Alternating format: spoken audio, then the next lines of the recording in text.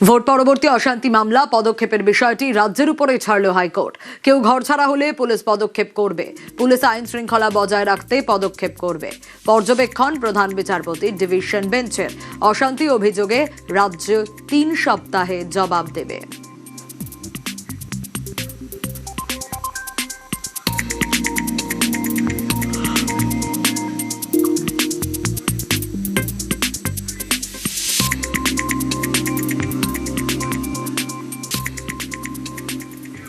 আর গতকাল ঠিক কি ছবি দেখা গিয়েছিল? আইনজীবী হিসেবে মমতা বন্দ্যোপাধ্যায়কে দেখা গিয়েছিল। মমতা বন্দ্যোপাধ্যায়ের তথ্য তলব আইনজীবী হিসেবে তথ্য তলব বার কাউন্সিল অফ ইন্ডিয়ার। 16ই মের মধ্যে তথ্য তলব বার কাউন্সিলের। রাজ্য বার কাউন্সিল সচিবের কাছে তলব। মমতা বন্দ্যোপাধ্যায়ের আইনজীবী হিসেবে এক গুচ্ছ নথি তলব।